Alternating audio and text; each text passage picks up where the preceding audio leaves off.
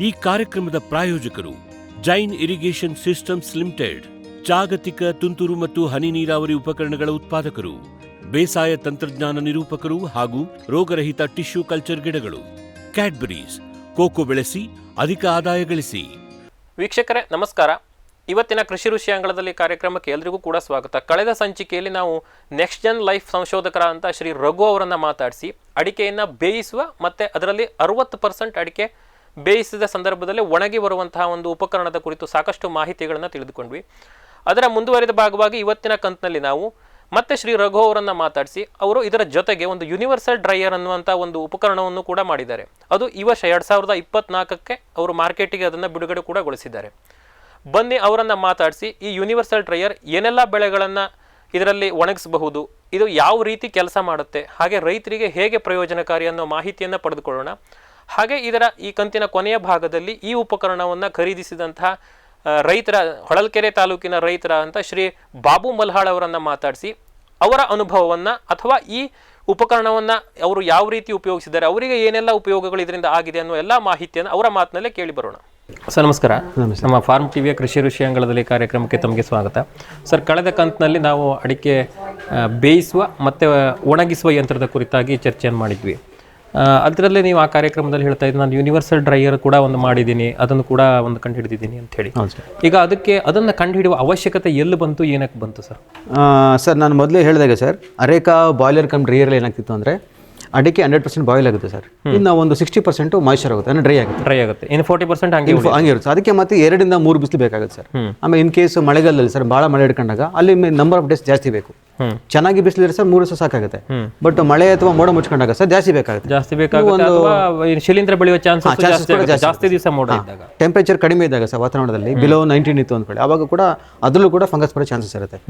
ಹಾಗಾಗಿ ಸರ್ ತುಂಬಾ ಜನ ರೈತರು ಹೇಳ್ತಾ ಇದ್ರು, ಈ ಅಟ್ಲೀಸ್ಟ್ ಒಂದು ಪರ್ಮನೆಂಟ್ ಸೊಲ್ಯೂಷನ್ ಕೊಡಿ, end to end solution.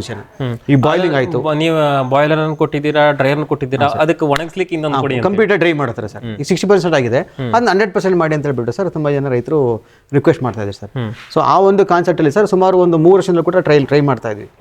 But success ಆಗಿದ್ದು, ಮತ್ತೆ ಚಿಕ್ಕ ಪುಟ್ಟ ಮಿಸ್ಟ್ ಇದು ಬರ್ತಾ ಇತ್ತು, ಸಮಸ್ಯೆ ಬರ್ತಾ ಇತ್ತು. ಬಟ್ ಈ ವರ್ಷ ಫುಲ್ ಫ್ರಿಡ್ಜ್ ಆಗಿ ಬರೀ ಮಲ್ಟಿಪರ್ಪಸ್ ಡ್ರೈಯರ್ ಅಥವಾ ಯೂನಿವರ್ಸಲ್ ಡ್ರೈಯರ್ ಅಂತ ಮಾಡಿದ್ವಿ. ಅಂದ್ರೆ ಈ ವರ್ಷನೇ ನೀವು ಲಾಂಚ್ ಮಾಡಿದ್ರಿ? 2024 ಲಾಂಚ್ ಮಾಡಿದ್ವಿ. ಈಗ ಇದಕ್ಕೂ ಕೂಡ ನಿಮ್ದು ಎಲ್ಲ ಪೇಟೆಂಟ್ ಇದೆಯಾ ಸರ್? ಹೆಂಗೆ? ಇದಕ್ಕೆಲ್ಲ ಡಿಸೈನ್ ಪೇಟೆಂಟ್ ಇರುತ್ತೆ ಸರ್. ಡಿಸೈನ್ ಪೇಟೆಂಟ್ ಇದೆ. ಅದೀಗ ಎಷ್ಟು ವರ್ಷಕ್ಕೆ ತಗೊಂಡಿದ್ರೆ ಸರ್? ಇದು ಆಕ್ಚುಲಿ ಡಿಸೈನ್ ಪೇಟೆಂಟ್ ಸರ್, ಇದು ಟೈಮ್ ಲಿಮಿಟ್ಸ್ ಇರೋದಿಲ್ಲ, ಇದು ಲೈಫ್ ಟೈಮ್ ಇರುತ್ತೆ ಸರ್. ಲೈಫ್ ಟೈಮ್ ಇರುತ್ತೆ.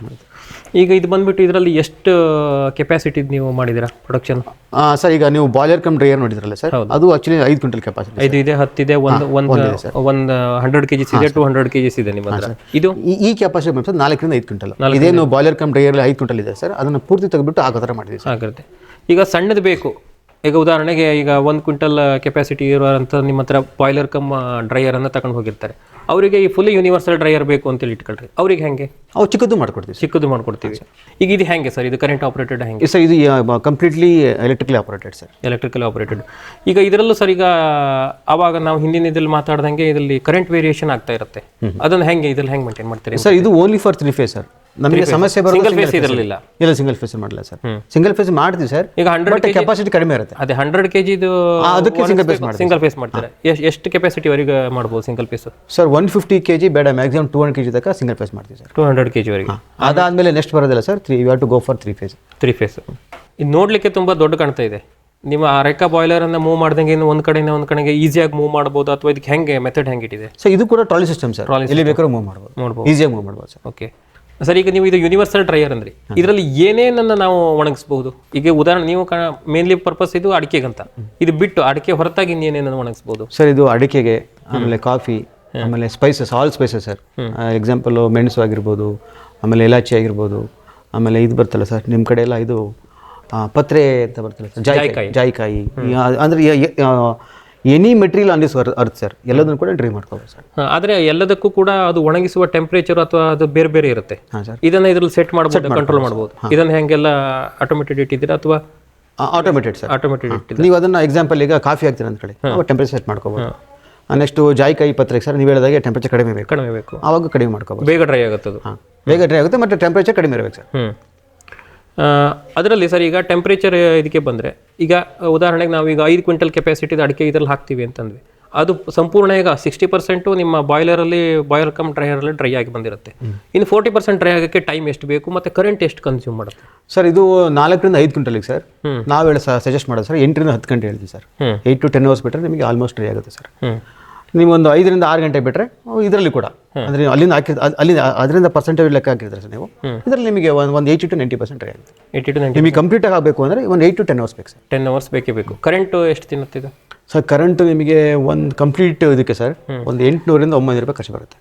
1000 rupees ಅಂದರೆ ಪೂರ್ತಿ ಅಷ್ಟು ಒಂದ್ಸಲಿ ಪ್ರೊಸೆಸ್ ಒಂದ್ಸಲ ಈಗ ಒಂದು 5 ಕ್ವಿಂಟಲ್ ಒಂದ್ಸಲ ಒಣಗಿಸ್ಲಿಕ್ಕೆ ನಮಗೆ ಒಂದು 1000 rupees ಖರ್ಚು 1000 ರೂಪೀಸ್ ಖರ್ಚು ಬರುತ್ತೆ. ಓಕೆ, ಈಗ ಅದು ಎಷ್ಟು ವ್ಯಾಟ್ ತಿನ್ನುತ್ತೆ ಸರ್? ಅದು ನಿಮಗೆ ಕಡಿಮೆ ಅಂದರೆ ಸರ್ ಒಂದು 75 ರಿಂದ 80 ಯೂನಿಟ್ ಆಗುತ್ತೆ ಸರ್. 80 ಯೂನಿಟ್. ಇದಕ್ಕೆ ಸೇಮ್ ಕರೆಂಟ್ 230 ವೋಲ್ಟ್ ಇಲ್ಲ ಸರ್, ಇದಕ್ಕೆ ಇದು 3 phase 440 volts. 440. ಸಿಂಗಲ್ ಫೇಸ್ ಆದರೆ ಸಿಂಗಲ್ ಫೇಸ್ ಆದರೆ ಕಡಿಮೆ ಕೆಪಾಸಿಟಿ ಕಡಿಮೆ, ನಿಮಗೆ up to 150 to 200 kg dry ಮಾಡ್ಕೋಬೋದು. ಅದು ನಿಮಗೆ 6 to 7 hours ಸರ್. ಅದರಲ್ಲಿ ಎಷ್ಟು ಕಾಸ್ಟ್ ಬರುತ್ತೆ ನಮಗೆ ಒಂದ್ಸಲ ಒಣಗಿಸ್ಲಿಕ್ಕೆ? ಅದರಲ್ಲಿ ಸರ್ ನಿಮಗೆ ಎಷ್ಟು ವ್ಯಾಟ್ ಕನ್ಸ್ಯೂಮ್ ಮಾಡುತ್ತೆ? ಒಂದು 35 to 40 ಯೂನಿಟ್ಸ್ ಆಗುತ್ತೆ ಸರ್. 35 to 40 units. ಇದರಲ್ಲಿ ಅದು ಡಬಲ್ ಆಗುತ್ತೆ. 90 ಯೂನಿಟ್ವರೆಗೆ ಇದ್ರಲ್ಲಿ ಹೋಗುತ್ತೆ. 80 90 ಹೋಗುತ್ತೆ ಸರ್. ಓಕೆ, ಅಂದರೆ ನಿಮಗೆ ಸಿಂಗಲ್ ಫೇಸಲ್ಲಿ ಒಂದು 400 ರಿಂದ 500 ರೂಪಾಯಿ ಖರ್ಚು ಬಂದರೆ ಒಂದ್ಸಲ ಒಣಗಿಸ್ಲಿಕ್ಕೆ ಇದರಲ್ಲಿ 1000 ರೂಪಾಯಿವರೆಗೂ ಹೋಗುತ್ತೆ. Almost double sir. ಓಕೆ, ಈಗ ಇದು ಹೆಂಗೆ ಸರ್? ಈಗ ಆಪರೇಟಿಂಗ್ ಸಿಸ್ಟಮ್ ಹೆಂಗೆ ಸರ್ ಇದು?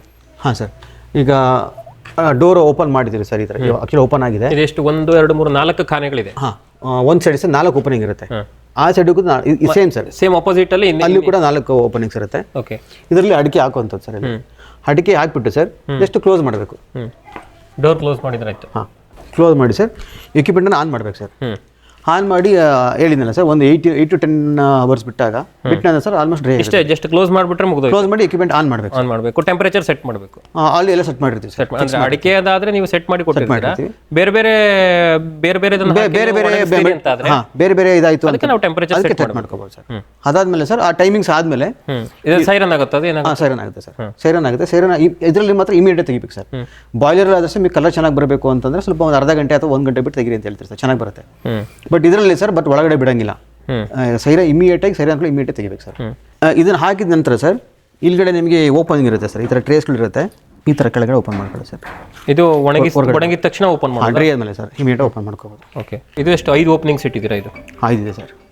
ಇಲ್ಲಿ ಮೇಲ್ಗಡೆ 4 8 ಸರ್. 8 ಹಾಕೋದು. 5 ಆ ಕಡೆನೂ ಇದೆ. ಮತ್ತೆ ಇದು ಆಪೋಸಿಟ್ ಅಲ್ಲಿ ಓಪನ್ ಅಲ್ಲಿಲ್ಲ ಸರ್, ಬರೋ ಒಂದು ಸೈಡ್ ಮಾತ್ರ ಓಪನಿಂಗ್ ಇದೆ. ಇದು ಒಂದ್ಸಲ ಓಪನ್ ಮಾಡಿದ್ಮೇಲೆ ಒಳಗಡೆ ಮತ್ತೆ ಉಳಿಯುತ್ತಾ? ಇಲ್ಲ ಸರ್, ಮಟೀರಿಯಲ್ಸ್ ಕಂಪ್ಲೀಟ್ ಹೊರಬಿಡುತ್ತೆ ಸರ್. ಈಗ ನಿಮ್ಮ ಬಾಯ್ಲರ್ ಅಲ್ಲಾದ್ರೆ ಒಂದ್ಸಲ ಮಿನಿಮಮ್ 4 ರಿಂದ 5 kg ಉಳಿಯುತ್ತೆ, ಅದನ್ನ ತೆಗಿಬೇಕು ಅಂತಂದ್ರೆ. ಇದರಲ್ಲಾದ್ರೆ ಏನು ಉಳಿಲ್ಲ, ಎಲ್ಲ ಬಂದ್ಬಿಡುತ್ತೆ ಸರ್. ಎಲ್ಲ ಬಂದ್ಬಿಡುತ್ತೆ ಒಟ್ಟಿಗೆ. ಈಗ ಉದಾಹರಣೆಗೆ ಒಂದು ತಾಸ 2 ತಾಸ ನಿಮ್ದು ಮಷಿನ್ ಆನ್ ಆದ್ಮೇಲೆ ಸಡನ್ ಆಗಿ ಕರೆಂಟ್ ಹೋಯ್ತು, ಅವಾಗ ಸರ್ ಇದರಲ್ಲಿ ನಿಮ್ಗೆ ಒಂದು 10 minutes 15 minutes ವರೆಗೆ ಸಮಸ್ಯೆ ಆಗಲ್ಲ ಸರ್. ಬಂದ ಸಮಸ್ಯೆ. ಈಗ ಉದಾಹರಣೆಗೆ ನಮ್ಮ ಮಲೆನಾಡು ಭಾಗದಲ್ಲಿ ಹೋದ್ರೆ 2 ದಿವಸ 3 ದಿವಸ 1 ವಾರ ಕರೆಂಟೇ ಇರೋದಿಲ್ಲ. ಮಷಿನ್ ಒಳಗೆ ನೀವು ಹಾಕಿರೋ ಐಟಮ್ಸ್ ಹಂಗೆ ಇದೆ, ಅವಾಗ ಒಳಗಡೆ ಬಿಟ್ಟಾಗ ಸರ್ ಫಂಗಸ್ ಬಂದ್ಬಿಡುತ್ತೆ. ತೆಗಿಲಿಕ್ಕೆ ಇದರಲ್ಲಿ ಸರ್ ಮೇನ್ ಅಂದ್ರೆ ನಿಮಗೆ ಸರ್ ಪವರ್ ಕಂಟಿನ್ಯೂಸ್ ಇರಬೇಕು. ನೀವು ಹೇಳಿದಾಗ ಏನ್ ಕೇಸ್ ಸರ್, ಎಕ್ಸಾಂಪಲ್ 1 ಗಂಟೆ ಅನ್ಕೊಳ್ಳಿ, 1 ಗಂಟೆ ಡ್ಯೂರೇಷನ್ ನಲ್ಲಿ ನಿಮಗೆ ಒಂದು 5 ರಿಂದ 10 ಸತಿ ಕರೆಂಟ್ ಹೋಗ್ಬಿಟ್ಟು ಅನ್ಕೊಳ್ಳಿ ಸರ್, ಆ 1 hour ನಿಮಗೆ ಕನ್ಸಿಡರ್ ಆಗಲ್ಲ. ಯಾಕಂದ್ರೆ ಟೆಂಪರೇಚರ್ ಡೆವಲಪ್ಮೆಂಟ್ ಆಗ್ತಾ ಇರುತ್ತೆ. ಬಾಯ್ಲರ್ ಸರ್ ಹೀಟ್ ಲಾಕ್ ಆಗುತ್ತೆ, ಇದರಲ್ಲಿ ನಿಮಗೆ ಲಾಕ್ ಆಗಲ್ಲ. ಮ್ಯಾಕ್ಸಿಮಮ್ ಈಗ ಒಂದ್ಸಲ ಕರೆಂಟ್ ಹೋಯ್ತು ಅಂತಾದ್ರೆ ಎಷ್ಟು ತಾಸು ಎಷ್ಟು ಅವರ್ಸ್ ವರೆಗೆ ಅದನ್ನ ಕರೆಂಟ್ ಇಲ್ದೇನೆ ಇದ್ರೆ ಫಂಗಸ್ ಬರೋದಿಲ್ಲ? 1 day ಸರ್. 24 ಗಂಟೆ ಇಡಬಹುದು. ಅದಕ್ಕೂ ನಂತರ ಕರೆಂಟ್ ಬಂದಿಲ್ಲ ಅಂತಂದ್ರೆ ಹೊರಗಡೆ ತೆಗೆದು ಸ್ವಲ್ಪ ಆರಿಸ್ಬಿಟ್ಟು ಮತ್ತೆ ಹಾಕಿ ಸರ್, ಮತ್ತೆ ಹಾಕಬೇಕಾಗತ್ತೆ. ಓಕೆ, ನಿಮಗೆ ಪವರ್ ಎಷ್ಟು ಚೆನ್ನಾಗಿ ಕಂಟಿನ್ಯೂಟಿ ಇರುತ್ತಲ್ವಾ ಅಷ್ಟು ಚೆನ್ನಾಗಿ ಬರುತ್ತೆ ಸರ್. ಸರ್, ಈಗ ಕರೆಂಟ್ ಹೋಯ್ತು ಅಂತಂದ್ವಿ ನಾವು. ಕರೆಂಟ್ ಹೋದಾಗ ಮಧ್ಯದಲ್ಲಿ ನಾವು ಜನರೇಟರ್ ಅಥವಾ ಬೇರೆದನ್ನ ಉಪಯೋಗಿಸಿ ಇದನ್ನ ರನ್ ಮಾಡಬಹುದಾ? ಹೆಂಗೆ ಮಾಡ್ಬೋದು ಸರ್. ಅರೇಕಾ ಬಾಯ್ಲರ್ ಅಲ್ಲೂ ನಾವು ಅದನ್ನ ವಿಷಯ ಮಾತಾಡಲಾಗಿತ್ತು. ಅಲ್ಲೂ ಕೂಡ ಕರೆಂಟ್ ಹೋಗಿದ್ರೆ ಅಲ್ಲೂ ಮಾಡ್ಬೋದು ಸರ್. ಜನರೇಟರ್ ಸರ್ ಜನರೇಟರ್ ಬಳಸಬಹುದು. ಅದಾದ್ಮೇಲೆ ಸೋಲಾರ್ಗೂ ಹೋಗ್ಬೋದು ಸರ್. ಈ ಸೋಲಾರ್ ಪ್ಯಾನಲ್ಸ್ ಮೂಲಕ ಏನು ಜನರೇಟರ್ ಆದ್ರೆ ಎಷ್ಟು ಕೆಪಾಸಿಟಿ ಇರಬೇಕು ಸರ್? ಉದಾಹರಣೆಗೆ ಒಂದು 5 ಕ್ವಿಂಟಲ್ ಕೆಪಾಸಿಟಿ ಬಾಯ್ಲರ್ ಇರ್ಬೋದು ಅಥವಾ ನಿಮ್ದು ಡ್ರೈಯರ್ ಇರ್ಬೋದು ಅಂತ ಇಟ್ಕೊಂಡು, ಯೂನಿವರ್ಸಲ್ ಡ್ರೈವರ್, ಅದಕ್ಕೆ ಎಷ್ಟು ಕೆಪಾಸಿಟಿ ಜನರೇಟರ್ ಬೇಕು ಸರ್? ನಿಮಗೆ ಬಾಯ್ಲರ್ ಆದ್ರೆ, ಬಾಯ್ಲರ್ ಕಮ್ ಡ್ರೈಯರ್ಗೆ ಆದ್ರೆ ನಿಮ್ಗೆ ಅಟ್ಲೀಸ್ಟ್ ಒಂದು 7 to 10 kilowatt ಬೇಕಾಗುತ್ತೆ ಬರೀ ಅದಕ್ಕಾದ್ರೆ. ಇದಕ್ಕಾದ್ರೆ ಸರ್ ನಿಮಗೆ ಒಂದು ಅಟ್ಲೀಸ್ಟ್ 25 kV ಆದ್ರೆ ಎರಡನ್ನೂ ಮೇಂಟೈನ್ ಮಾಡ್ಬೋದು. ಇದಕ್ಕೊಂದೇ ಸಿಂಗಲ್ ಆದ್ರೆ ನೀವು ಅಷ್ಟೇ ಬೇಕಾಗುತ್ತೆ ಸರ್. 25 kilowatt ಬೇಕು. ಆದರೆ 25 ಇತ್ತಂದ್ರೆ ಬಾಯ್ಲರ್ ಅನ್ನ ಮತ್ತೆ ನಿಮ್ಮ ಈ ಯೂನಿವರ್ಸಲ್ ಡ್ರೈಯರ್ ಅನ್ನ ಎರಡು ಕೂಡ ರನ್ ಮಾಡಿ ಅಟ್ ಎ ಟೈಮ್ ಬರಲ್ಲ, ಒಂದಾದ್ಮೇಲೆ ಎರಡನ್ನೂ ಅಟ್ ಎ ಟೈಮ್ ಮಾಡ್ಕೊಳ್ತೀರಾ ಅಂದ್ರೆ ಸರ್ ಒಂದು 30K ಆದ್ಬಿಟ್ರೆ ಎರಡನ್ನೂ ಒಟ್ಟಿಗೆ ಮಾಡ್ಬೋದು. ಓಕೆ. ರನ್ ಆಗ್ತಿತ್ತು ಅಂತಂದ್ರೆ ಮುಟ್ಟಿದ್ರೆ ಇದು ಶಾಕ್ ಪ್ರೂಫ್ ಇದೆಯಾ ಹೆಂಗೆ? ಶಾಕ್ ಪ್ರೂಫ್ ಇರುತ್ತೆ ಶಾಕ್ ಪ್ರೂಫ್ ಇರುತ್ತೆ. ಸೇಮ್ ಸರ್, ಬಾಯ್ಲರ್ ಇದ್ದಾಗ ಅರ್ತಿಂಗ್ ಕರೆಕ್ಟ್ ಮಾಡ್ಕೊ, ಅರ್ಧಿಂಗ್ ಕನೆಕ್ಟ್ ಮಾಡ್ಕೋಬೇಕು. ವಿಶ್ವದಾದ್ಯಂತ ಪೇಟೆಂಟ್ ಪಡೆದ ನ್ಯಾನೋ ತಂತ್ರಜ್ಞಾನದಲ್ಲಿ ತಯಾರಾದ ನೂವಾಲ್ಗಿ ದ್ರಾವಣ. ನೂವಾಲ್ಗಿ ಉಪಯೋಗಿಸಿದ ಮೇಲೆ ತುಂಬ ಇಳುವರಿನೂ ಬಂದಿದೆ. ಕಾಳು ಮೆಣಸಿಗಂತೂ ಭಾಳ ಚೆನ್ನಾಗಿ ಬರುತ್ತೆ. ರೇಷ್ಮೆ ಎಲೆನೂ ಚೆನ್ನಾಗಿ ಬರ್ತದೆ. ಗಿಡಗಳು ತುಂಬ ಚೆನ್ನಾಗಿ ಬೆಳವಣಿಗೆ ಆಯಿತು. ಯಾವುದೇ ರಾಸಾಯನಿಕ ಅಥವಾ ವಿಶೇಷ ಗೊಬ್ಬರಗಳ ಗೊಡವೆ ಇಲ್ಲದೆ ಎಲ್ಲ ಬೆಳೆಗಳಲ್ಲಿ ಉತ್ತಮ ಗುಣಮಟ್ಟದ ಅಧಿಕ ಫಸಲನ್ನು ಪಡೆಯಿರಿ. ಯಾವಾಗಲೂ ನನ್ನ ಇರೋವರೆಗೂ ನೀವು ಅಲ್ಲಿಗೆ ಅಂತೂ ಬಿಟ್ಟು ಬಾಳಲ್ಲ ಅಂತ ಒಂದು ಭರವಸೆ ಕೊಡ್ತೀನಿ. ಜೈನ್ಸ್ ಜಗತ್ತಿನ ಅತಿದೊಡ್ಡ ಅಂಗಾಂಶ ಕೃಷಿ ಪ್ರಯೋಗಾಲಯ ಹಾಗೂ ಟಿಸಿ ಗಿಡಗಳ ಉತ್ಪಾದಕರು. ಸಮೃದ್ಧ ಇಳುವರಿಗೆ ಜೈನ್ ಜೀನೇನ್, ಯಾಲಕ್ಕಿ, ನೇಂದ್ರನ್ ಹಾಗೂ ಕೆಂಪು ಬಾಳೆ ಸಸಿಗಳು, ದಾಳಿಂಬೆ, ಭಗವತಳಿಯ ರೋಗಮುಕ್ತ ಸಸಿಗಳು, ಲಕ್ನೋ 49 ಪೇರಳೆ, ಸ್ಟ್ರಾಬೆರಿ ಇತ್ಯಾದಿ ಗಿಡಗಳು ಯೋಗ್ಯ ಬೆಲೆಯಲ್ಲಿ. ಅಂಗಾಂಶ ಕೃಷಿಯ ಜಾಗತಿಕ ಬ್ರ್ಯಾಂಡ್ ಜೈನ್. ಕೋಕೋ ಈಗ ಕರ್ನಾಟಕದ ವಾಣಿಜ್ಯ ತೋಟದ ಬೆಳೆಗಳಲ್ಲೊಂದು. ಅಧಿಕ ಇಳುವರಿಯ ಹೈಬ್ರಿಡ್ F1 ಗಿಡಗಳು ಕ್ಯಾಡ್ಬರಿ ನರ್ಸರಿಗಳಲ್ಲಿ ಮಾತ್ರ ಲಭ್ಯ. ಗಿಡ ಬೇಕಾದವರು ಕ್ಯಾಡ್ಬರಿ ಅಧಿಕಾರಿಗಳನ್ನು ಸಂಪರ್ಕಿಸಿ.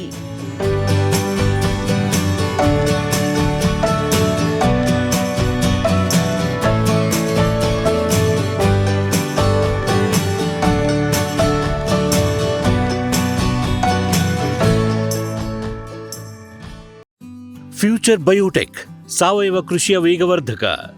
ಪೋಷಕಾಂಶ ಪೂರೈಕೆಗೆ NPK ಕಲ್ಚರ್, ವ್ಯಾಮ್, PSP ಮತ್ತು KMB. ಜೈವಿಕ ರೋಗ ಕೀಟ ನಿಯಂತ್ರಣಕ್ಕೆ ಟ್ರೈಕೋಡರ್ಮಾ, ಸೂಡೋಮನಾಸ್. ಸಾವಯವ ಗೊಬ್ಬರ ಉತ್ಪಾದನೆಗೆ ಕಾಂಪೋಸ್ಟ್ ಕಲ್ಚರ್. ಹೂವು ಕಾಯಿ ಉದುರುವ ಸಮಸ್ಯೆಗೆ ಕಾಮಧೇನು ಮತ್ತು ಸತ್ವ. ಮಣ್ಣಿನ ಆರೋಗ್ಯ ವೃದ್ಧಿಗೆ ಫ್ಯೂಚರ್ ಬಯೋಟೆಕ್, ಧಾರವಾಡ.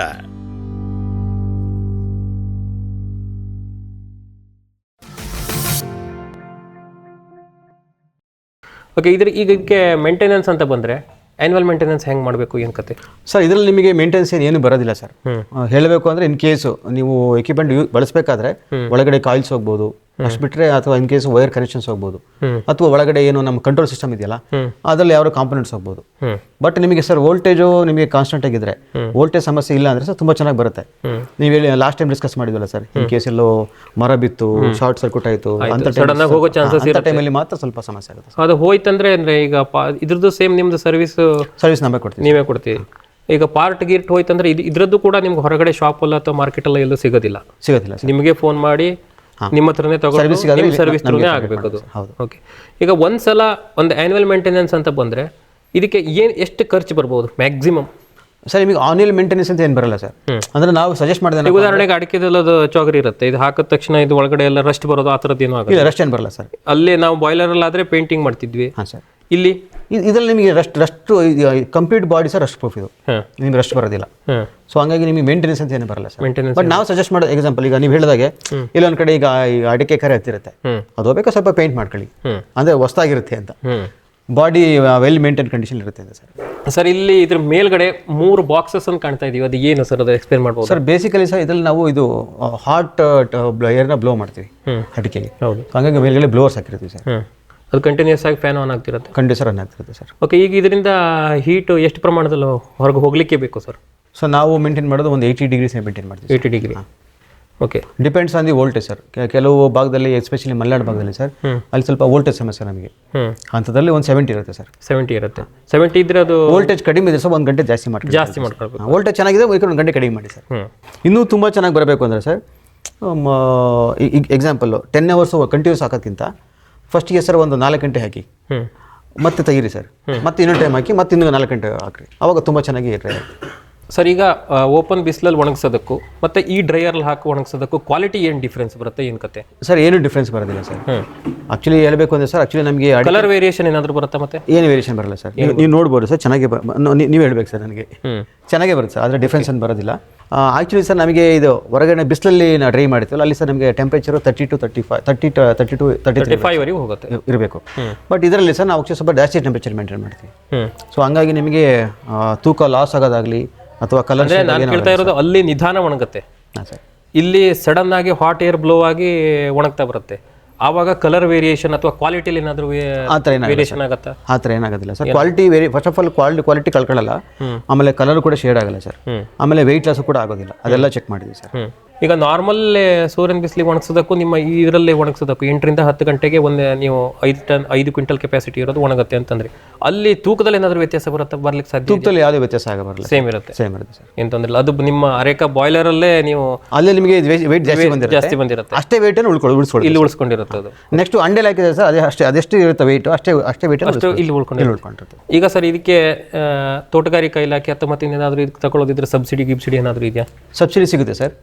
ತೋಟಗಾರಿಕೆ ಇಲಾಖೆ ಅಥವಾ PMEG ಸ್ಕೀಮ್, EGP ಸ್ಕೀಮ್ ಅಂತ ಇದೆ, ಅಲ್ಲಿ ನೀವು ಬ್ಯಾಂಕ್ ಮೂಲಕ ಸಂಪರ್ಕ ಮಾಡಿದರೆ ಅಥವಾ ತೋಟಗಾರಿಕೆ ಇಲಾಖೆ ಸಂಪರ್ಕ ಮಾಡಿದರೆ ನಿಮಗೆ 35% ಸಬ್ಸಿಡಿ ಸಿಗುತ್ತೆ ಸರ್. ಓಕೆ, ಎಲ್ಲರಿಗೂ ಸೇಮ್ ಇರುತ್ತಾ ಅದು ಹೆಂಗೆ? ಎಲ್ಲರಿಗೂ ಆಲ್ಮೋಸ್ಟ್ ಸೇಮ್ ಇರುತ್ತೆ ಸರ್, ಎಲ್ಲರಿಗೂ ಸೇಮ್ ಇರುತ್ತೆ, 35% ಇರುತ್ತೆ ಸರ್. ಇದು ಮಟೀರಿಯಲ್ ಸ್ವಲ್ಪ ದೊಡ್ಡ ಇರೋದ್ರಿಂದ ಫಸ್ಟಿಗೆ ಯಾರೂ ಒಯ್ಲಿಕ್ಕೆ ಇಷ್ಟಪಡೋದಿಲ್ಲ. ಅದು ಫಸ್ಟು ಆ ಮಟೀರಿಯಲ್ ತಂದು ಅಲ್ಲಿ ಹೆಂಗೆ ನಾವು ಹಾಕಿರೋ ಅಡಿಕೆನ ಅಥವಾ ಬೇರೆ ಯಾವುದೋ ಒಂದು ನೀವು ಹೇಳ್ದಂಗೆ ಕಾಫಿ ಯೂನಿವರ್ಸಲ್ ಡ್ರೈಯರ್ ಇರೋದ್ರಿಂದ ಕಾಫಿನೋ ಅಥವಾ ಮತ್ತಿನ ಜಾಯ್ಕನ್ನು ಹೆಂಗೆ ಒಣಗುತ್ತೆ ಅಂತೇಳಿ ಅವರು ಒಂದು ಅಟ್ಲೀಸ್ಟ್ ಅವ್ರ ಕಣ್ಣಲ್ಲಿ ಅವ್ರು ನೋಡ್ಕೊಂಡು ಹೋಗಬೇಕು ಅಂತಾದರೆ ಅವರು ಹೆಂಗೆ ನಿಮ್ಮನ್ನು ರೀಚ್ ಆಗ್ಬೋದು, ಹೆಂಗೆ ಸರ್ ಅದು? ಸರ್ ಆ್ಯಕ್ಚುಲಿ ಇದು ಅಡಿಕೆ ಡ್ರೈಯರ್ಗೆ ಸಮಸ್ಯೆ ಇಲ್ಲ ಸರ್, ಯಾಕೆಂದರೆ ಆಲ್ಮೋಸ್ಟ್ ತುಂಬ ಕಡೆ ಇದನ್ನು ರೈತರು ಯೂಸ್ ಮಾಡ್ತಾ ಇದ್ದಾರೆ. ಸೊ ಡೆಮೋ ನೋಡಬೇಕು ಅಂದರೆ ಸರ್ ಅವ್ರು ಅಡಿಕೆ ತೊಗೊಂಡೋಗ್ಬಿಟ್ಟು ಅಲ್ಲೇ ಚೆಕ್ ಮಾಡ್ಕೋಬೋದು. ಇನ್ ಕೇಸ್ ಹೊಸದಾಗಿ ನೀವು ಹೇಳಿದಾಗೆ ಜಾಯ್ಕ ಪತ್ರೆ ಆಗಿರ್ಬೋದು ಅಥವಾ ಮೆಣಸಾಗಿರ್ಬೋದು, ಕಾಫಿ ಆಗಿರ್ಬೋದು ಸರ್, ಅದನ್ನು ಚೆಕ್ ಮಾಡಲಿಕ್ಕೆ ನಾನು ಸಜೆಸ್ಟ್ ಮಾಡೋದು ನೀವು ನಮ್ಮ ಫ್ಯಾಕ್ಟ್ರಿಗೆ ಬನ್ನಿ, ನಮ್ಮ ಪ್ರೊಡಕ್ಷನ್ ಯೂನಿಟ್ಗೆ ಬನ್ನಿ, ಅಲ್ಲಿ ಚೆಕ್ ಮಾಡ್ಕೊಂಡು ಹೋಗ್ಬೋದು ಸರ್. ಆಮೇಲೆ ಸರ್ ಇದ್ರದ್ದು ಕಾಸ್ಟ್ ಬಂದುಬಿಟ್ಟು ಎಷ್ಟು ಬರುತ್ತೆ? ಈಗ 5 ಕ್ವಿಂಟಲ್ ಕೆಪಾಸಿಟಿದು 2 lakhs ಆಗುತ್ತೆ ಸರ್. ಬರೀ ಯೂನಿವರ್ಸಲ್ ಡ್ರೈಯರ್ದು 2 ಲಕ್ಷ ರೂಪಾಯಿ ಆಗುತ್ತೆ. Universal dryer. ಆಮೇಲೆ ಇದಕ್ಕೆ ನೀವು ಕಸ್ಟಮೈಸ್ ಮಾಡ್ತೀರಾ? ಮಾಡ್ತೀವಿ ಸರ್, ಇದಕ್ಕೂ ಕೂಡ ಮಾಡ್ಬೋದು. ಈಗ ಒಬ್ಬ ರೈತರು ನನಗೆ ಇಷ್ಟೇ ಕೆಪಾಸಿಟಿ ಬೇಕು ಅಂತ ಆದರೆ ಮಾಡ್ತೀವಿ, ಅಷ್ಟೇ ಮಾಡ್ಬೋದು. ಅದಕ್ಕೆ ಅವರು ಮುಂಚೆನೇ ನಿಮಗೆ ಅಡ್ವಾನ್ಸ್ ಏನಾದರೂ ಪೇಮೆಂಟ್ ಮಾಡಬೇಕಾ ಅಥವಾ ಅಡ್ವಾನ್ಸ್ ಹೇಳ್ಬೇಕು ಸರ್? ಅಡ್ವಾನ್ಸ್ ಪೇಮೆಂಟ್ ಎಷ್ಟು % ಅಡ್ವಾನ್ಸ್ ಅಂತ ಕೇಳಿರ್ತೀರಾ? ಅಟ್ಲೀಸ್ಟ್ ನಾವು ಮಿನಿಮಮ್ ಒಂದು 25% ಹೇಳ್ತೀವಿ ಸರ್. 25% ಅಡ್ವಾನ್ಸ್ ಪೇಮೆಂಟ್ ಕೇಳಿರ್ತೀರಾ ಸರ್. ಈಗ ಉದಾಹರಣೆಗೆ ನಮ್ಮ ಭಾಗದಲ್ಲೆಲ್ಲ ಹೋಲಿಸಿದ್ರೆ ಈ ಲೇಬರ್ ಶಾರ್ಟೇಜ್ ಇರ್ಬೋದು ಅಥವಾ ಮತ್ತಿನ್ನೇನೋ ಬೇರೆ ಕಾರಣಗಳಿಂದ ಈ ಕೆಂಪಡಿಕೆ ಮಾಡುವ ಪ್ರಮಾಣ ಭಾಳ ಕಡಿಮೆ ಮಾಡಿದ್ದಾರೆ. ಅವರೆಲ್ಲ ಈ ಚಾಲಿ ಅಥವಾ ಹಣ್ಣಡಿಕೆ ಗೋಟು ಅಂತ ಹೇಳ್ತಾರಲ್ಲ ಅದನ್ನು ಜಾಸ್ತಿ ಮಾಡ್ತಾರೆ. ಅಂಥ ಜಾಗದಲ್ಲಿ ಈಗ ಚಾಲಿ ಅಡಿಕೆನ ನೇರವಾಗಿ ಸೂರ್ಯನ ಬಿಸಿಲಿಗೆ ಒಣಗಿಸ್ಲಿಕ್ಕೆ ಒಂದು 45 ರಿಂದ 60 ದಿವಸ ಒಣಗಿಸಿ ನಾವು ತೆಗಿಬೇಕಾಗತ್ತೆ. ಆವಾಗ ಅದನ್ನು ಇದರಲ್ಲಿ ಹಾಕಿ ಒಣಗಿಸ್ಬೋದಾ, ಹೆಂಗೆ ಏನು ಕತೆ? ಹಣ್ಣಡಿಕೆಗೂ ಕೂಡ ತುಂಬ ಡಿಮ್ಯಾಂಡ್ ಇದೆ ಸರ್, ನಿಮ್ಮ ಎಸ್ಪೆಷಲಿ ಮಲೆನಾಡು ಭಾಗದಲ್ಲಿ ಸರ್. ನೀವು ಹೇಳಿದಾಗೆ ಹಣ್ಣಡಿಕೆನ ಸರ್ ತೋಟನ ಕಿತ್ಬಿಟ್ಟು ಅದನ್ನು ಡ್ರೈ ಮಾಡಿ ಮಾರ್ಕೆಟ್ ಬಿಡಲಿಕ್ಕೆ ಸರ್ ಮಿನಿಮಮ್ 40 to 65 days ಬೇಕು. ಬಟ್ ಇನ್ನು ಮಳೆ ಬಂತು ಅಂದರೆ ಸರ್, ಹಿಡ್ಕೊಂತು ಅಂದರೆ ಆಲ್ಮೋಸ್ಟ್ ಎಲ್ಲ ಕೊಳ್ತೋಗುತ್ತೆ. ಅಂಥ ಟೈಮಲ್ಲಿ ಸರ್ ನೀವು ಇದರಲ್ಲಿ ಜಸ್ಟ್ 30 to 32 hours ಕಂಟಿನ್ಯೂಸ್ ಬಿಡಬೇಕು ಸರ್. ಕಂಪ್ಲೀಟ್ ಹಾಕಿದರೆ 32 hours ಕಂಟಿನ್ಯೂಸ್ ಬಿಡಬೇಕು. ಈಗ ಅದನ್ನು ನಾವು ಯಾವತ್ತು ಕುಯ್ದಿರ್ತೀರಲ್ವಾ ಅವತ್ತೇ ಹಾಕಬೇಕಾ ಅಥವಾ ಅದಕ್ಕೆ ಒಂದು 4 ದಿವಸ ಕಳಿಬೇಕು, 5 ದಿವಸ ಕಳಿಬೇಕು, ಆ ಥರದ್ದು ಏನಾದರೂ? ಹಾಗೇನಿಲ್ಲ ಸರ್, ಅಂದರೆ ನೀವು ಇಮಿಡಿಯೇಟಾಗಿ ಹಾಕಿದರೆ ಸರ್ 1 ಗಂಟೆ ಜಾಸ್ತಿ ತೊಗೋಬೋದು, ಯಾಕೆ ಸ್ವಲ್ಪ ಮಾಯಿಶ್ಚರ್ ಜಾಸ್ತಿ ಇರುತ್ತೆ. ಇನ್ ಕೇಸ್ 1 or 2 days ಬಿಟ್ಬಿಟ್ರೆ ಸರ್ ಸ್ವಲ್ಪ ಅದು ಮೆತ್ತಗಾಗುತ್ತೆ ಮೇಲೆ ಸಿಪ್ಪೆ ಎಲ್ಲ. ಅಂಥ ಟೈಮಲ್ಲಿ ಹಾಕಿ ಸರ್ ಸ್ವಲ್ಪ ಟೈಮಿಂಗ್ಸ್ ಕಡಿಮೆ ಆಗುತ್ತೆ. ಓಕೆ, ಬಟ್ ಟೈಮಿಂಗ್ಸ್ ಮಾತ್ರ ಇಲ್ಲಿ ಸರ್ ಒಂದು 30 to 36 hours ಬಿಡಬೇಕಾಗುತ್ತೆ. 36 hours ಬೇಕಾಗುತ್ತೆ. ಅದಕ್ಕೆ ಒಣಗಿಸಕ್ಕೆ ವಿತ್ ಸಿಪ್ಪೆ total wait 5 ಕ್ವಿಂಟಲಿಗೆ 5 quintal universal dryer ಹಾಕಬಹುದಾ ಹೆಂಗೆ ಅಂತ? ವಿತ್ ಸಿಪ್ಪೆ? ಹೌದು ಸರ್, ಹೌದು. ಈಗ 5 ಕ್ವಿಂಟಲ್ ಕೆಪಾಸಿಟಿ ಅಂತ ಆದ್ರೆ 5 ಕ್ವಿಂಟಲ್ ಹಣ್ಣಡಿಕೆ ತೂಕ ಮಾಡಿ ಡೈರೆಕ್ಟ್ ಹಾಕಬಹುದಾ? ಹೌದು ಸರ್, ಹಾಕ್ಬೋದು ಅಂತ. ಓಕೆ, ಅದು ನಿಮಗೆ ಒಣಗಿಸ್ಲಿಕ್ಕೆ 30 ರಿಂದ 32 ಗಂಟೆ ಬೇಕು. ಹೌದು ಸರ್. ಅದಕ್ಕೆ ಖರ್ಚು ಎಷ್ಟು ಬರುತ್ತೆ ಸರ್? ಖರ್ಚು ಸರ್ ನಿಮಗೆ ಇದರಲ್ಲಿ ಸರ್ ನಿಮಗೆ 1 ಗಂಟೆಗೆ ಸರ್ ಗಂಟೆಗೆ ಹತ್ತಿರ ಒಂದು 150 to 180 rupees ಬರುತ್ತೆ ಸರ್. 200 rupees ಅಂದ್ಕೊಳ್ಳಿ ಸರ್. 200 into 30 hours ಅಂದ್ಕೊಳ್ಳಿ ಸರ್. 5 ಕ್ವಿಂಟಲ್ಗೆ ಒಂದು ತಾಸಿಗೆ ಒಂದು 200 ರೂಪಾಯಿ ಖರ್ಚು ಬರುತ್ತೆ. ಅಲ್ಲಿಗೆ 30 ಗಂಟೆಗೆ ಸರ್ 6,000 ರೂಪಾಯಿ ಆಗುತ್ತೆ. 6,000 ರೂಪಾಯಿ ಖರ್ಚು ಬರುತ್ತೆ ಸರ್. ಬಟ್ ನಿಮಗೆ ಇದರಲ್ಲಿ ಅಡ್ವಾಂಟೇಜ್ ಅಂದರೆ ಸರ್ ನಿಮಗೆ ಕ್ವಾಲಿಟಿ ತುಂಬ ಚೆನ್ನಾಗಿರುತ್ತೆ. ಏನು ಚಾಲಿ ತೆಗಿತೀರಲ್ಲ ಅದು ಕ್ವಾಲಿಟಿ ತುಂಬ ಚೆನ್ನಾಗಿರುತ್ತೆ. ಅಂದರೆ ಏನು ಇಂಪ್ರೂವ್ ಆಗಿರುತ್ತೆ ಸರ್ ಅದರಲ್ಲಿ ಕಂಪೇರ್ ಟು ನಾವು ಹೊರಗಡೆ ಸೂರ್ಯನ ಬಿಸಿಲಿಗೆ ಒಣಗಿಸೋದ್ರಿಂದ? ಸರ್ ಮೇಯ್ನ್ ಸರ್ ಈ ಚಾಲಿ ಮಾಡೋರಿಗೆ ಸರ್ ಮೇನ್ ಸಮಸ್ಯೆ ಅಂದರೆ ಸರ್ ಇದು ಸೂರ್ಯನ ಬೆಳಕು, ಹೌದು, ಆಮೇಲೆ ಡ್ರೈ ಮಾಡೋದು ಸರ್, ಆಮೇಲೆ ಮಳೆ. ಆಮೇಲೆ ಮಳೆ ಸರ್. ಇದರಲ್ಲಿ ಏನಾಗುತ್ತೆ ಅಂದರೆ ಸರ್ ಮಾಮೂಲಿ ಸನ್ಲೈಟಲ್ಲಿ ನಾವು ಡ್ರೈ ಮಾಡಬೇಕು ಅಂದರೆ ಸರ್ ನೀವು ಯಾರನ್ನಾದ್ರೂ ಕೇಳಿ ಸರ್ ಅಟ್ಲೀಸ್ಟ್ 40 to 50% ಅವ್ರಿಗೆ ಅಡಿಕೆ ಕೆಟ್ಟಿರುತ್ತೆ. ಎಸ್ಪೆಷಲಿ ರೈನ್ ಸೀಸನಲ್ಲಿ ಆಲ್ಮೋಸ್ಟ್ ಅಷ್ಟು ಕೆಟ್ಟಿರುತ್ತೆ ಸರ್. ಹಾಗಾಗಿ ನಿಮಗೆ ಇಲ್ಲಿ ಸೇವ್ ಆಗುತ್ತೆ ಸರ್. ಈ ಡ್ರೈಲ್ ಬಳಸೋದ್ರಿಂದ ಅದೇನು 40% ನಿಮಗೆ ಕೆಟ್ಟೋಗುತ್ತಲ್ಲ ಸರ್, ಅಷ್ಟು ನಿಮಗೆ ಸೇವ್ ಆಗುತ್ತೆ. ಭೂಮಿದೀಪ ಸಾರಜನಕ ರಂಜಕ ಒದಗಿಸುವ ಸೂಕ್ಷ್ಮಾಣುಜೀವಿ ಮಿಶ್ರಿತ ಸಮೃದ್ಧ ಸಾವಯವ ಎರೆಗೊಬ್ಬರ. ಕಾಳು ಮೆಣಸಿಗೆ ಟ್ರೈಕೋಡರ್ಮಾ ಸಂವರ್ಧಿತ ವಿಶೇಷ ಎರೆಗೊಬ್ಬರ. ಕುದುರೆ, ಹೇಸರಗತ್ತೆ, ಲದ್ದಿಯ ಅಧಿಕ ಪೌಷ್ಟಿಕಾಂಶದ ಅಶ್ವಸಾರ ಎರೆಗೊಬ್ಬರ. NPK, ಲಘು ಮತ್ತು ಸೂಕ್ಷ್ಮ ಪೋಷಕಾಂಶಗಳು, ಸಸ್ಯ ಪ್ರಚೋದಕಗಳು ಹಾಗೂ ಹಾರ್ಮೋನುಗಳ ಆಗರ ಭೂಮಿದೀಪ ಎರೆಗೊಬ್ಬರ. ಜೈನ್ ಇರಿಗೇಷನ್ ಸಿಸ್ಟಮ್ಸ್ ಲಿಮಿಟೆಡ್ ಭಾರತದ ಹನಿ ನೀರಾವರಿ ತಂತ್ರಜ್ಞಾನದ ಪ್ರಥಮ ಪ್ರವರ್ತಕ. ಜಗತ್ತಿನ ಅತಿ ದೊಡ್ಡ ಸ್ಪ್ರಿಂಕ್ಲರ್ಸ್ ಉತ್ಪಾದಕ ಕಂಪನಿ. ಸಂರಕ್ಷಿತ ಕೃಷಿಯಲ್ಲಿ ಹಸಿರು ಮನೆಗಾಗಿ ಮಿಸ್ಟರ್, ಫಾಗರ್, ಫ್ಯಾನ್ ಮತ್ತು ಪ್ಯಾಡ್ ಹಾಗೂ ನೆರಳು ಮನೆ. ಸ್ವಯಂಚಾಲಿತ ನೀರಾವರಿ ವ್ಯವಸ್ಥೆ ಮತ್ತು ರಸಾವರಿ ತಂತ್ರಜ್ಞಾನ. ಕೃಷಿಯಲ್ಲಿ ನೀರಿನ ಸಮರ್ಪಕ ಬಳಕೆ ಹಾಗೂ ಉಳಿತಾಯಕ್ಕೆ ಮತ್ತೊಂದು ಹೆಸರು ಜೈನ್. ಗ್ರೀನ್ ಪ್ಲಾಸ್ಟ್ ISI ಪ್ರಮಾಣೀಕೃತ ಪರಿಶುದ್ಧ HDPE ಜಿಯೋ ಮೆಂಬ್ರೇನ್ ಪಾಂಡ್ ಲೈನರ್ಗಳು. ಕೃಷಿ ಹೊಂಡ, ಕೆರೆ, ಕಾಲುವೆ, ಮೀನುಕೊಳ, ಸ್ಪಿರುಲಿನಾ ಹೊಂಡಗಳಿಗೆ ಬೇಕಾದ ಆಕಾರ ಮತ್ತು ವಿಸ್ತೀರ್ಣಗಳಲ್ಲಿ ಸರ್ಕಾರದ ಸಬ್ಸಿಡಿ ಯೋಜನೆಯಡಿ ಲಭ್ಯ. 100% ಪುನರ್ಬಳಕೆ, UV ಮತ್ತು ಒಡಕು ನಿರೋಧಕ, ಪಕ್ಕಾ ಜೋಡಣೆ, 5 ವರ್ಷಗಳ ಲಿಖಿತ ವಾರಂಟಿ. ಗ್ರೀನ್ ಪ್ಲಾಸ್ಟ್. ವೆಟ್ ಗಿಡಮೂಲಿಕಾ ಉತ್ಪನ್ನಗಳು. ಬೋವಿಟೋನ್ ವೆಟ್ 33 ಗಿಡಮೂಲಿಕೆಗಳ ಜಾನುವಾರು ಆರೋಗ್ಯವರ್ಧಕ ಟಾನಿಕ್. ದೂದ್ ಪ್ಲಸ್ ಅಧಿಕ ಹಾಲು, ಡಿಗ್ರಿ ಮತ್ತು ಫ್ಯಾಟ್, ರಾಸು ಸುಲಭವಾಗಿ ಹಾಲಿಳಿಸುತ್ತದೆ. ಫಾಸ್ಟ್ ಪ್ಲಸ್ ಗರಿಷ್ಠ ರಂಜಕ, ಕ್ಯಾಲ್ಸಿಯಂ, ಜೀವಸತ್ವಗಳು, ಖನಿಜಗಳು, ಪ್ರೋಬಯೋಟಿಕ್ಸ್ ಇತ್ಯಾದಿ. ಹಸು, ಎತ್ತು, ಎಮ್ಮೆ, ಕೋಣ, ಹಂದಿ, ಕುರಿ, ಆಡು, ಕೋಳಿಗಳಿಗೆ ವೆಟ್ ಪೆಟ್ ಫಾರ್ಮುಲೇಷನ್ಸ್ ಉತ್ಪಾದನೆ. ಶ್ರಮಜೀವಿಯಿಂದ ಸರಬರಾಜು. ಜಾಣ ಹೈನುಗಾರನ ಜಾಣ್ಮೆಯ ಆಯ್ಕೆ ವೆಟ್ ಪೆಟ್ ಉತ್ಪನ್ನಗಳು.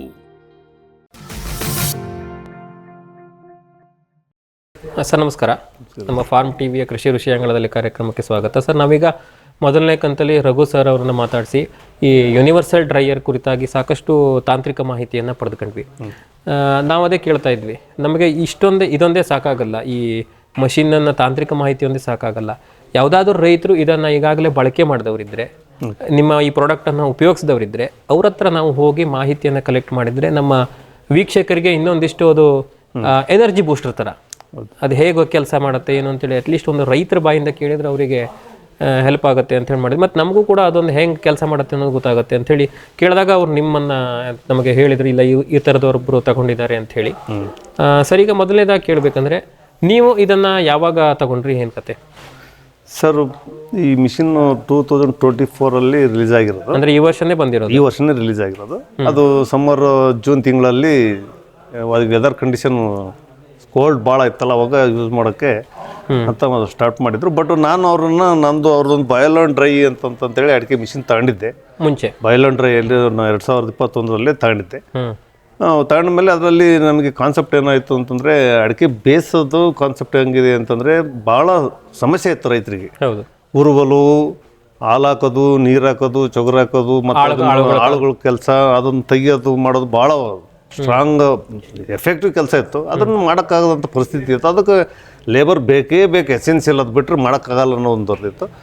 ಅವಾಗ ನಮಗೆ ತಲೆಗೆ ಹೋದ್ಮೇಲೆ ಸರ್ 3 days ಇದು ಕಾನ್ಸೆಪ್ಟ್ ಬಂದ್ಬಿಡ್ತು. ನಮಗೆ 3 days ನಮಗೆ ಇಮಿಡಿಯೇಟ್ಲಿ ಡ್ರೈ ಆಗಿ ಬ್ಯಾಗ್ ತುಂಬ ಅಂತ ಒಂದು ಕಾನ್ಸೆಪ್ಟ್ ಮಾಡ್ಕೊಡ್ಲೇಬೇಕು ಅಂತ ತುಂಬಾ 3 ದಿವಸ ಬಿಸಿಲಿಗೆ ಒಣಗಿಸೋದೆಲ್ಲ ಪೇಷನ್ಸ್ ಇಲ್ಲ.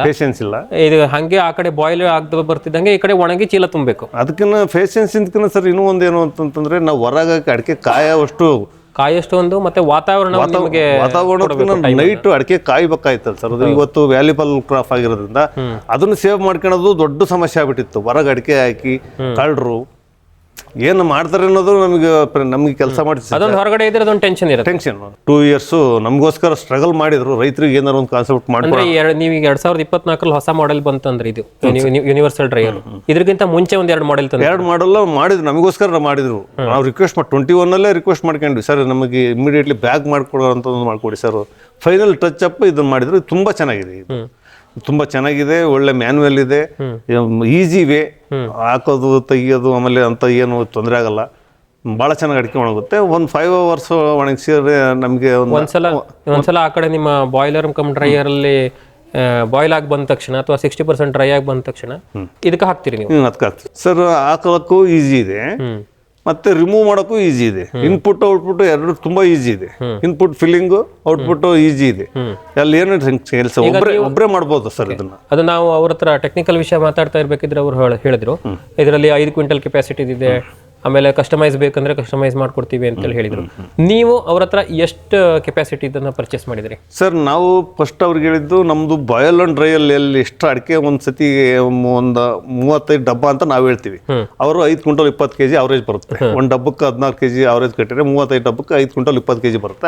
ಅಷ್ಟು ಅಡಿಕೆಯನ್ನು ಇದಕ್ಕೆ ಹಾಕ್ಬೋದು ಅಂತ ಹೇಳಿದ್ರೆ ಅಷ್ಟಾದ್ರೂ ಸರ್ ತುಂಬಾ ಅನುಕೂಲ ಆಗುತ್ತೆ. ಒಂದ್ಸಲ ಬಾಯ್ಲ್ ಮಾಡಿದ್ರೆ ಒಂದ್ಸಲ ಡ್ರೈ ಮಾಡ್ಬೋದು. ಒಂದ್ಸತಿ ಬಾಯಲ್ ಮಾಡಿದ್ದನ್ನು ಒಂದ್ಸತಿ ಡ್ರೈ ಮಾಡಿದ್ರೆ ಅಷ್ಟಾದ್ರೂ ಸರ್ ನಮಗೆ 24 ಅವರಲ್ಲಿ 3 ಸ್ಟೆಪ್ ತೆಗೆದ್ವಿ ಅಂತಂದ್ರೆ ಅಲ್ಲಿಗೆ 10 ಕ್ವಿಂಟಲ್ ಮೇಲೆ ಅಡಿಕೆ ಬಂದಂಗಾಯ್ತು. 3 ಸಲ ಡ್ರೈ 3 ಸಲ ಬಾಯ್ಲ್ ಮಾಡಿದ್ದನ್ನ 3 ಸಲ 24 ಅವರ್ಸ್ಗೆ ಒಂದ್ ದಿವಸದಲ್ಲಿ ಆಗುತ್ತೆ. 4 into 24 ಅವರ್ಸ್ ಆದ್ರೆ ಇನ್ನು 4 ಅವರ್ಸ್ ಉಳಿತು. ಅದಕ್ಕೆ ವರ್ಕಿಗೆ ಬಿಡ್ರಿ.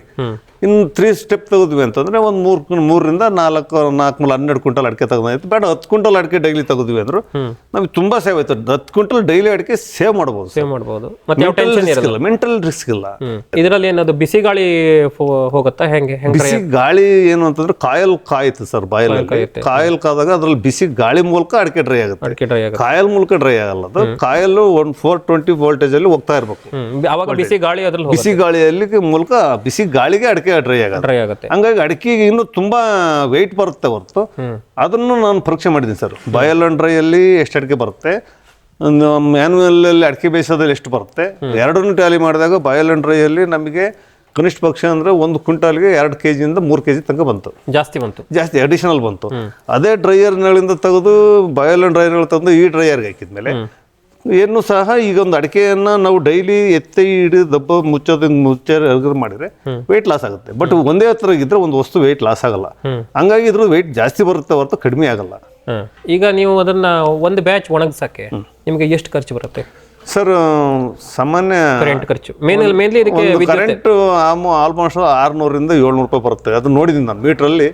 ನಂದು ಕರೆಂಟ್ ಮೀಟ್ರಲ್ಲಿ ನಾನು ಹಾಕಿದಾಗ ಚೆಕ್ ಮಾಡಿದಾಗ 600-700 ಸಮಥಿಂಗ್ ಬರ್ತಾ ಇರ್ತದೆ. ನಮ್ಮದು 420 ವೋಲ್ಟೇಜಿಗೆ ನಾನು ಏನು ಮಾಡಿದ್ದೀನಿ ಅಂತಂದರೆ ಒಂದು ಸತಿ ಕಡಿಮೆ ವೋಲ್ಟೇಜ್ ಬಂತು. ಸ್ವಲ್ಪ ಅಡಿಕೆ ಹಾಕೋ ಬೇಗ ಡ್ರೈ ಆಗಲಿಲ್ಲ ಅಂತ ಅವ್ರಿಗೆ ಸ್ವಲ್ಪ ವಿಡಿಯೋ ಕಾಲ್ ಮಾಡಿ ತೋರಿಸಿದಾಗ ಅಲ್ಲಿ 360 ವೋಲ್ಟೇಜ್ ಬರ್ತಿದೆ. ಅದು ಸ್ವಲ್ಪ ಕಡಿಮೆ ಆಗುತ್ತೆ. ಸ್ವಲ್ಪ 420 ವೋಲ್ಟೇಜ್ ಬೇಕು ಅಂತಂದ್ರೆ ಮತ್ತೆ ಅಷ್ಟು ಬರೋಕ್ಕೆ ಶಾರ್ಟೇಜ್ ಆಗುತ್ತೆ ಸರ್ ಅನ್ನೋದಕ್ಕೆ ಬೂಸ್ಟ್ರ್ ಬೇಕಾಗುತ್ತೆ ಅಂದರು. ಆಯ್ತು ಸರ್ ಬೂಸ್ಟ್ರ್ ತರಿಸ್ಕೊಡಿ ಅಂತ ಇಮಿಡಿಯೇಟ್ಲಿ ಬೂಸ್ಟ್ರ್ 50,000 ರೂಪಾಯಿ ಕೊಟ್ಟು ಬೂಸ್ಟ್ರ್ ತರಿಸ್ಕೊಟ್ರು. ಈಗ ಕರೆಕ್ಟ್ 420 ವೋಲ್ಟೇಜ್ ಬರ್ತದೆ. ನಮಗೆ 4 ಅವರ್ಸ್ಗೆ ಡ್ರೈ ಆಗ್ಬಿಡುತ್ತೆ, ಬೇಗ ಡ್ರೈ ಆಗುತ್ತೆ. ಚೆನ್ನಾಗಿ ಅಂದ್ರೆ ನಿಮಗೆ ಒಂದ್ ದಿವಸಕ್ಕೆ ನೀವೀಗ 3 ಬ್ಯಾಚ್ ಒಣಗಿಸಿದ್ರು ಮಾಡ್ಬೋದು ಸರ್. ಒಂದು 10 ಕ್ವಿಂಟಲ್ ಅಡಿಕೆ ಡ್ರೈ ಮಾಡಿದ್ರು ಮಾಡ್ಬೋದು. ನಿಮಗೊಂದು 7-3-21 2100 ರೂಪಾಯಿ ಲೆಕ್ಕ ನಿಮಗೆ ಕರೆಂಟ್ ವಿದ್ಯುತ್ ಬಿಲ್ ಬರುತ್ತೆ. ಅಷ್ಟೇ. ಅದು ಬಿಟ್ಟು ಮತ್ತೆ ಇನ್ನೇನಾದ್ರೂ ಬೇರೆ ಮೇಂಟೆನೆನ್ಸ್? ಸರ್ ಮೇಂಟೆನೆನ್ಸ್ ಅದರಲ್ಲಿ ಅದಕ್ಕೇನು ಬೇರಿಂಗ್ ಇಲ್ಲ, ರೊಟೇಷನ್ ಸಿಸ್ಟಮ್ ಅಲ್ಲಿ ಏನಲ್ಲ. ಬಟ್ ಜಸ್ಟ್ ಲೈಕ್ ಕಾಯಲ್ ಅಂತಂದ್ರೆ ಟೆಂಪರೇಚರ್ ಏನಾದ್ರು ಪ್ರಾಬ್ಲಮ್ ಆದರೆ ನಮ್ದು ಏನಾದ್ರು ಕರೆಂಟ್ ಮ್ಯಾನ್ಯುವಲ್ ಅಲ್ಲಿ ಬರೋಂಥ ಸಂದರ್ಭದಲ್ಲಿ ಏನಾರು ಆಕ್ಸಿಡೆಂಟ್ ಆದರೆ, ಏನಾದ್ರು ಮರ ಬಿದ್ದರೆ, ಏನಾದ್ರು ಶಾರ್ಟ್ ಸರ್ಕ್ಯೂಟ್ ಆದ್ರೆ ಮಾತ್ರ ಕಾಯಲ್ ಹೋಗುತ್ತೆ. ಬಟ್ ಅಂತ ಸಂದರ್ಭದಲ್ಲಿ ಈಗ ಉದಾಹರಣೆಗೆ ನೀವು ಈಗ ಆನ್ ಆಗಿ ನೀವೊಂದು 1 ಅವರ್ ಆಯ್ತು, 1 ತಾಸು ಆಯ್ತು, ನೀವೀಗ ಅದನ್ನ ಒಳಗಡೆ ಅಡಿಕೆ ಡ್ರೈಯಿಂಗ್ ಹಾಕಿ ಇಮಿಡಿಯೇಟ್ ಕರೆಂಟ್ ಹೋಯ್ತು. ಕರೆಂಟ್ ಹೋದಾಗ ಏನು ಮಾಡ್ತೀರಿ ನೀವು?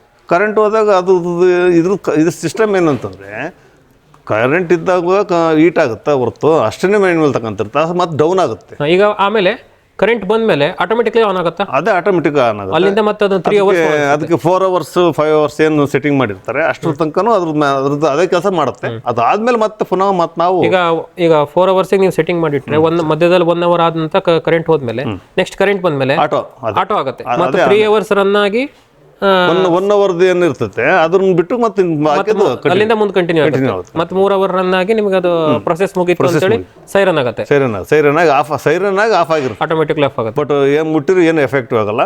ಅದ್ರ ಆಲ್ರೆಡಿ ರನ್ನಿಂಗ್ ಇದ್ದಾಗಲೂ ನಾನು ಅದನ್ನ ಮುಟ್ಟಿ ನೋಡಿದ್ದೀನಿ, ಬಳಸಿದ್ರಲ್ಲ ಕೈಯಲ್ಲಿ ಇಟ್ಟಿದ್ದೀನಿ, ಏನು ತೊಂದರೆ ಶಾರ್ಕ್ ಏನು ಅದ್ರಲ್ಲಿ ಸಿಸ್ಟಮೆಟಿಕ್ ಆಗಿದೆ, ಏನು ತೊಂದರೆ ಇಲ್ಲ ಸರ್. ಅದು ಎಕ್ವಿಪ್ಮೆಂಟ್ ಬಗ್ಗೆ ಎಲೆಕ್ಟ್ರಿಷಿಯನ್ ತುಂಬ ಚೆನ್ನಾಗಿದೆ.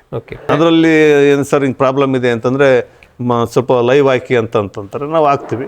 ಅಲ್ಲಿ ಇಂಥ ಪ್ರಾಬ್ಲಮ್ ನಾನು ಅವ್ರನ್ನ ಅಟೆಂಡ್ ಮಾಡಿದ್ದೀನಿ ಸರ್. ಕೆಲವು ಟೈಮ್ನಾಗ ಹಿಂಗೆಲ್ಲ ಸ್ವಲ್ಪ ಅದನ್ನ ಲೈವ್ ಹಾಕಿ ಅಂತಂದಾಗ ನಾನು ಲೈವ್ ಕೊಟ್ಟಾಗ ಸ್ವಲ್ಪ ಆ ಕಡೆ ಬಟನ್ ಈ ಕಡೆ ಬಟನ್ ಒತ್ತಿ ಅಂತ ಹೇಳಿದಾಗ ನಾವು ಅದೆಲ್ಲ ಅರ್ಜೆಂಟ್ ಗೊತ್ತಾಗುತ್ತೆ.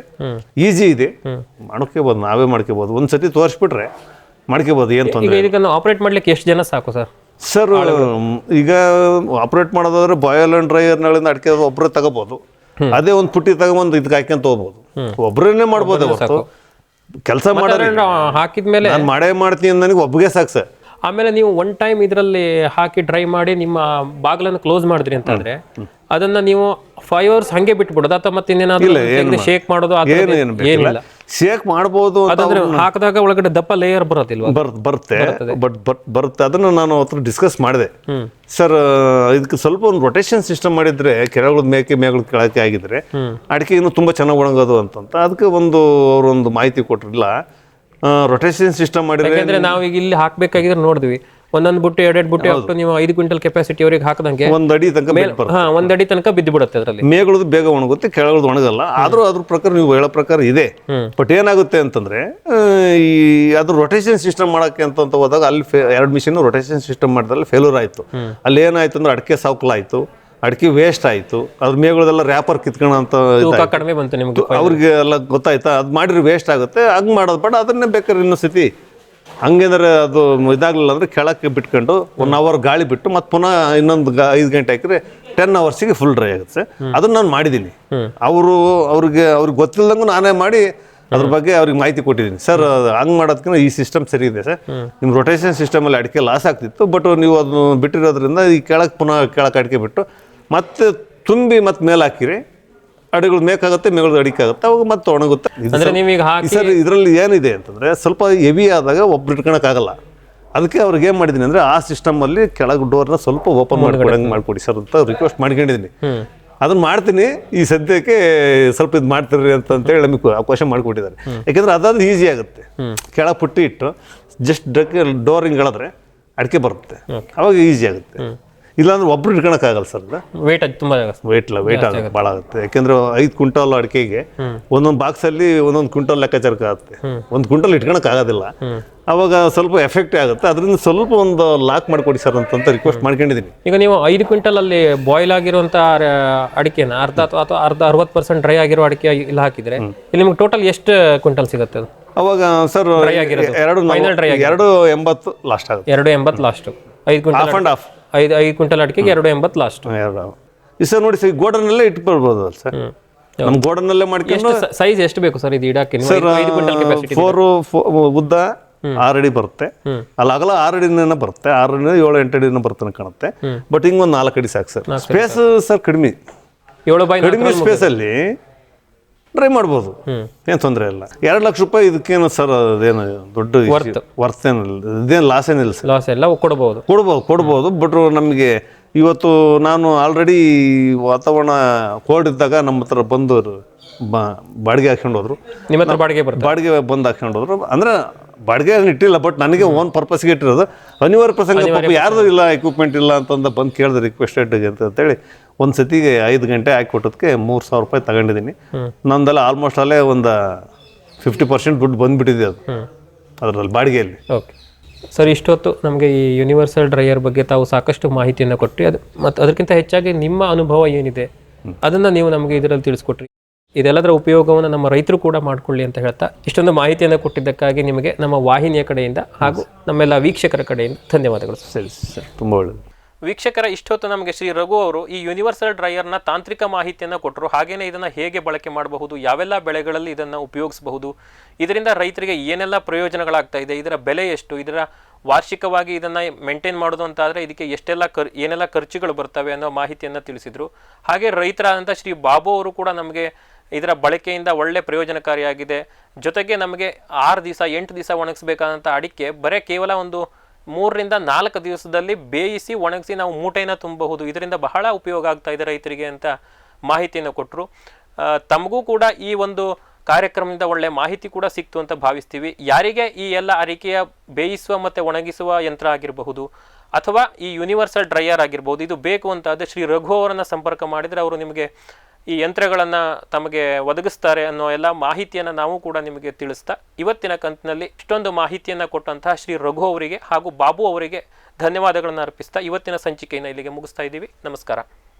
ಈ ಕಾರ್ಯಕ್ರಮದ ಪ್ರಾಯೋಜಕರು ಜೈನ್ ಇರಿಗೇಷನ್ ಸಿಸ್ಟಮ್ಸ್ ಲಿಮಿಟೆಡ್, ಜಾಗತಿಕ ತುಂತುರು ಮತ್ತು ಹನಿ ನೀರಾವರಿ ಉಪಕರಣಗಳ ಉತ್ಪಾದಕರು, ಬೇಸಾಯ ತಂತ್ರಜ್ಞಾನ ನಿರೂಪಕರು ಹಾಗೂ ರೋಗರಹಿತ ಟಿಶ್ಯೂ ಕಲ್ಚರ್ ಗಿಡಗಳು. ಕ್ಯಾಡ್ಬರೀಸ್, ಕೋಕೋ ಬೆಳೆಸಿ ಅಧಿಕ ಆದಾಯ ಗಳಿಸಿ.